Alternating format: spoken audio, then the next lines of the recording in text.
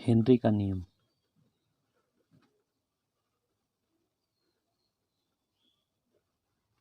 Henry's law, Henry's law. अब ये क्या होता है? Eight fix temperature, constant temperature, fix या कांस्टेंट टेम्परेचर टी पे क्या होता है कि कोई सॉल्वेंट है जिसमें हमने गैस को डिसॉल्व करना है। सॉल्वेंट में किसी गैस की विलेयता, किसी गैस की विलेयता, सॉल्युबिलिटी ऑफ गैस लगाए गए दाब पे डिपेंड करती है। लगाए गए दाब पी के समानुपाती होती है, पी के समानुपाती होती है। छोटी सी डिफिनेशन हेनरीज का लॉ ये कहता है कि अगर हम जितना दाब लगाएंगे उतना ज़्यादा गैस की मात्रा उस सॉल्वेंट में घुलेगी और सॉल्यूशन बनेगा। तो डायरेक्टली सीधे M proportional P at constant temperature T. M को हम खोलेंगे तो एम बराबर हो जाएगा K H into P, K H into P. अब जहाँ गैस क्या है, जहाँ एम क्या है, जहाँ M mass of gas, gas का द्रव्यमान, जहाँ पी क्या है, गैस पर लगाया गया दाब, गैस पर लगाया गया दाब, गैस पर लगाया गया दाब। के एच हेनरी नियतांक, हेनरी नियतांक। अब जो इसको हमें ये इस एक्सप्रेशन ऐसे भी लिख सकते हैं, पी प्रपोजनल एम या पी प्रपोजनल के H into M.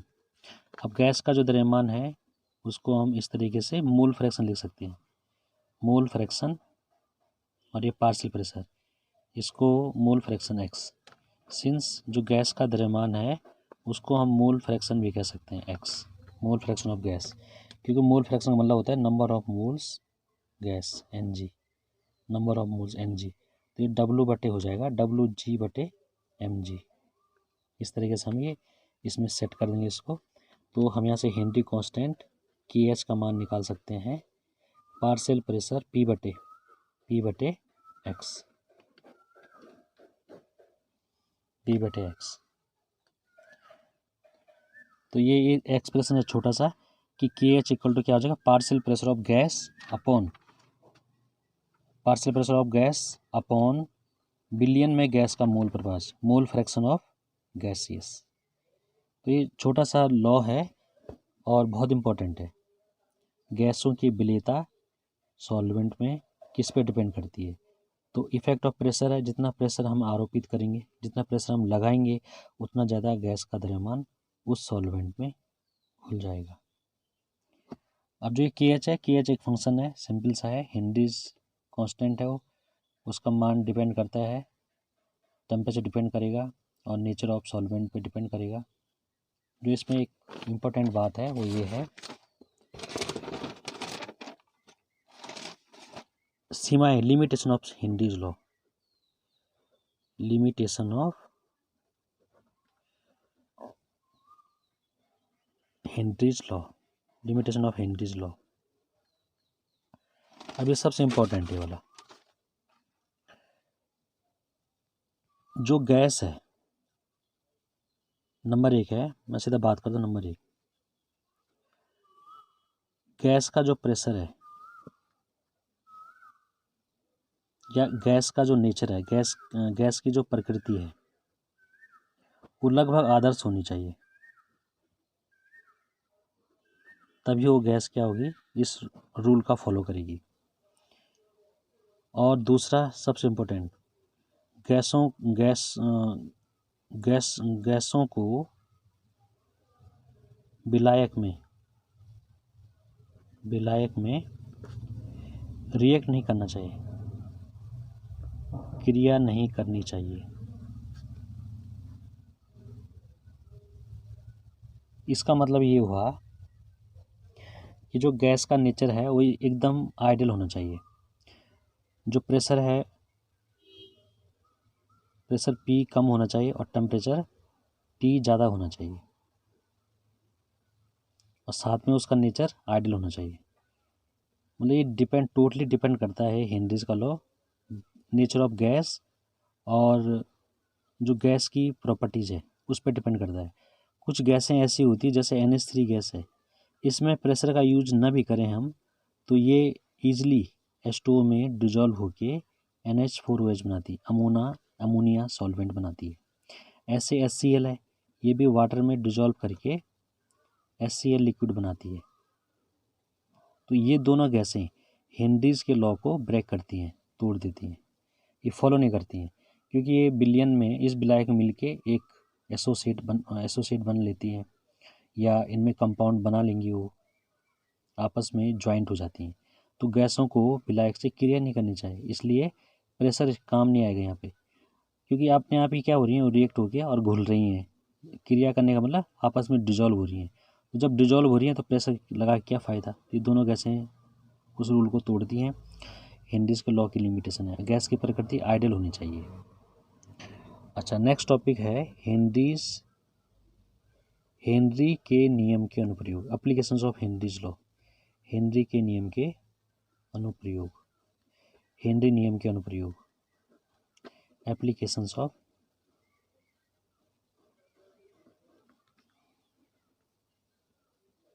Henry's law. आसान है। सबसे पहला एग्जाम्पल है कोल्ड ड्रिंक में, in the production of carbonated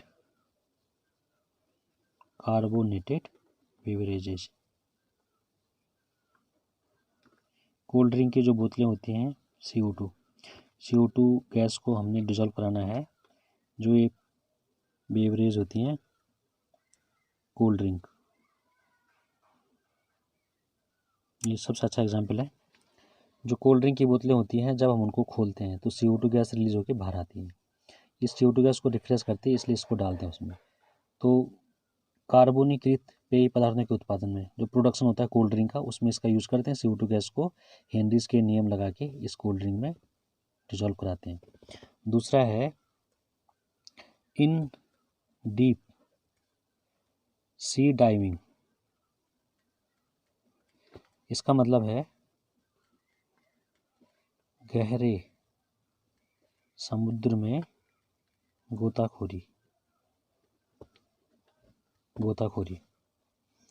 अब देखिए, जब भी कोई गोताखोरी समुद्र में जाता है तो अपने साथ सिलेंडर ले जाता है ऑक्सीजन आपूर्ति करने के लिए। ऑक्सीजन चाहिए उसको, इसलिए नाइट्रोजन और ऑक्सीजन, इसका सिलेंडर अगर अपने साथ ले जाएंगे तो होता क्या है, जब वो नीचे उसमें रहेगा, समुद्र में रहेगा, तो दोनों गैसें तेज़ प्रेशर में उसके ब्लड में घुल जाएंगी, रक्त में घुल जाएंगी, उसके ब्लड में डिजॉल्व हो जाएंगी तो आसानी से सांस लेगा। पहले इसी का यूज़ करते हैं, नाइट्रोजन ऑक्सीजन सिलेंडर का। अब धीरे धीरे इसको हटा दिया उन्होंने। इसका कारण मैं तुम्हें बताता हूँ कि जब प्रेशराइज करके उसके नाक से ये दोनों गैसें अंदर जाएंगी तो ब्लड में क्या डिजॉल्व हो जाएंगी। अब वो जैसे ही बाहर आएगा सतह पे, इन सरफेस, जब वो समुद्र से बाहर आएगा तो ऑक्सीजन गैस तो कोई बात नहीं, ये तो डिजॉल्व हो जाती है। और जो नाइट्रोजन गैस है, इसने बाहर आना अब, क्योंकि ये रिएक्ट तो करती है नहीं, और ये बाहर आएगी अब। तो जब वेंस से बाहर आएगी, जो शरीर की वेंस होती हैं उनसे बाहर आएगी, तो स्पीड से बाहर आएंगी, तेज़ी से। और हो सकता है कि ये वेंस क्या हो जाए, फट जाए, बरस्ट हो जाएंगे तो दर्द होता है। और जब दर्द होगा तो हो सकता है बरस्ट फट भी सकती हैं। तो इसलिए अब क्या करते हैं, नाइट्रोजन को हटा के इसकी जगह हीलियम गैस और प्लस ऑक्सीजन गैस का यूज़ करते हैं। हीलियम और ऑक्सीजन वाला सिलेंडर ले जाते हैं अब गोताखोरी सी डाइविंग में। हीलियम क्या होती है, ब्लड में डिजॉल्व नहीं होती है। नाइट्रोजन डिजॉल्व होती है लेकिन ये बाहर आ जाती है। हीलियम क्या होती है, डिजॉल्व नहीं होती हैं, तो ये क्या होती हैं, इनर्ट होती हैं, तो आसानी से बाहर आ जाएंगी और वेंस फटेंगी भी नहीं है। इसी तरीके से तीसरा जो इसका एप्लीकेशन है फॉर क्लाइंबर्स, जो क्लाइंबर्स होते हैं पर्वतारोही क्लाइंबर्स, और जो पीपल होते हैं people living at high altitude. तो हाई एल्टीट्यूड पे क्या होता है, सांस लेने में तकलीफ आती है पर्वतारोही और ऊंचाई पर रहने वाले लोगों के लिए। तो जो जैसे केदारनाथ की चढ़ाई में जाते हैं, जब यात्री लोग जाते हैं तो अपने साथ क्या ले जाते हैं, जिनको सांस की प्रॉब्लम होती है वो अपने साथ ऑक्सीजन का सिलेंडर ले जाते हैं। होता क्या है, ऊपर ऑक्सीजन का जो पार्शियल प्रेशर है वो कम होता है, हाइट बढ़ने पे एटमॉस्फेरिक प्रेशर क्या होता है, कम होता है। तो जब एटमॉस्फेरिक प्रेशर कम होगा तो हमारे सांस तक ऑक्सीजन गैस कम मात्रा में आएगी और फिर हमें क्या होने लग जाएगी, सांस की प्रॉब्लम, हमें सांस लेने में दिक्कत आएगी। तब उस टाइम हम सिलेंडर का यूज़ करते हैं। तो जो सिलेंडर है, ऑक्सीजन का सिलेंडर है जो हम अपने साथ ले जाएंगे, वो हेनरीज के लॉ पे है, हेनरी के लॉ पे डिपेंड करता है। तो ये उसकी एप्लीकेशंस है, 3 एप्लीकेशंस है। In the production of carbonated beverage, cold drink में CO2 गैस को भरने में। दूसरा है गहरे समुद्री गोताखोरी में। पहले नाइट्रोजन ऑक्सीजन सिलेंडर ले जाते थे, लेकिन एक प्रॉब्लम आती है, जो बैंस होती हैं वो फट जाती हैं, तो उसकी जगह हीलियम और ऑक्सीजन गैस का सिलेंडर भरते हैं और उसको ले जाते हैं। और जो पर्वतारोही होते हैं और जो ऊंचाई पर रहने वाले लोग हैं, उनके लिए ये वाला सिलेंडर, ऑक्सीजन सिलेंडर यूज़ करते हैं। तो ये उसके अनुप्रयोग हैं। इस पे एक न्यूमेरिकल है, जो न्यूमेरिकल वाला पोर्शन है मैं तुम्हें बता देता हूँ। हेनरीज के लॉ पे एक क्वेश्चन है, यदि N2 गैस जल से 293 केल्विन पर बुलबुलों के रूप में बाहर आती है तो ज्ञात कीजिए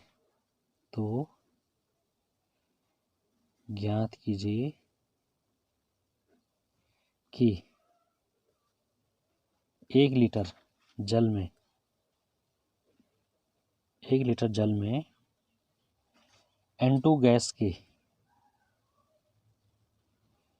N2 गैस के कितने मिलीमोल घुले हैं। अब यहाँ पे एज्यूम करना है, मान लीजिए कि N2 गैस 0.987 बार का आंशिक दाब लगाती है और हेनरी कांस्टेंट का मान दे रखा है 76.48 बार एट 293 केल्विन पे। ये फिक्स होता है, ये निकाला जाता है मान। तो ये कह रहा है, इस एग्जाम्पल में कह रहा हो कि यदि N2 गैस के 293 केल्विन पर बुलबुलों के रूप में बाहर आती है तो ज्ञात कीजिए कि 1 लीटर जल में N2 गैस के कितने मिलीमोल डिजॉल्व हैं। तो पार्शियल प्रेशर ऑफ PN2 ये मान दे रखा है 0.987 बार PN2 का मान, और KH का मान, हेनरी कांस्टेंट का मान दे रखा है 76.48 बार। तो यहाँ से हम इस फॉर्मूले से क्या निकाल सकते हैं, P या KH बराबर होता है partial pressure of N2 P बटे KH, P बटे XN2, या हम XN2 का मान निकाल सकते हैं यहाँ से PN2 बटे KH। ये मान है, क्योंकि XN2 का मान हमें पता नहीं है, तो यहाँ से XN2 का मान रख देंगे, PN2 का मान निकाल देंगे। 0.987 यहाँ से दे रखा है और 76.48 बार। छोटा सा क्वेश्चन है, वो ज़्यादा है नहीं उसमें। इसका XN2 का मान ये भाग दे के, जैसे इसमें लिखा हुआ है यहाँ पे 1.29 × 10⁻⁻⁵, ये मोल फ्रैक्शन आ गया उसका। मोल फ्रैक्शन ऑफ XN2। अब हमें निकालना है वो गैस का नंबर ऑफ मोल्स कितना होता है। तो हमें पता है XN2 बराबर होता है NN2 बटे NN2 प्लस NH2, NN2 बटे NN2 और NH2। इसको मैं ऐसे लिख सकता हूँ, X बराबर N बटे Na बटे Na प्लस NB। NB क्या है, वाटर का मोल्स है, और Na क्या है, Na है N2 गैस का। तो हमें Na निकालना है। NB का मान मुझे पता है, वाटर का है, तो वाटर का मोल होता है 55.5। ये नंबर ऑफ मोल्स तो वाटर का 1 लीटर में, जैसे वाटर 1 लीटर का है तो उसमें 18 का भाग देंगे तो इतना आ जाएगा। हमें निकालना है Na का मान, तो ये हो जाएगा XA बराबर N बटे N प्लस 55.5। इसका मान रख देंगे 1.29 इंटू 10⁻⁻5 बराबर Na बटे Na प्लस 55.5। अब ये वाला मान है Na is very very less than 55.5, तो इसको छोड़ देंगे, प्लस है ये, इसको छोड़ देंगे तो Na बटे इतना हो जाएगा। तो Na बराबर हो जाएगा 1.29 टू 55.5 इंटू 10⁻⁻5। इसका मान आ जाएगा, तो Na का मान आ जाएगा 0.71.59 इंटू 10⁻⁻5 मोल। ठीक है, ये क्वेश्चन है। पहले हमने यहाँ से मोल ऑफ फ्रैक्शन निकाला गैस का, XN2 का मान निकाला, P में उसका भाग दे दिया हेनरी कांस्टेंट का, तो मोल फ्रैक्शन आ गया। फिर हमने एक फॉर्मूला लगाया XA बराबर Na बटे Na प्लस NB, ये मोल फ्रैक्शन वाला है जो कल बताया। NB का मान वाटर के लिए कितना होता है 55.5, ये हमेशा होता है 55.5 NB वाटर के लिए। तो XA का मान हमें पता है 1.29 टू 10⁻⁵, Na का मान निकाल दिया। यहाँ पे Na को मैंने क्या करा, हटा दिया।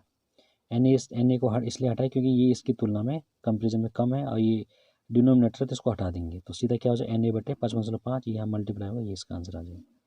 तो ये इसके क्वेश्चन है, न्यूमेरिकल है, ये मैं तुम्हें शाम को दूंगा, फिर तुम इसको करना।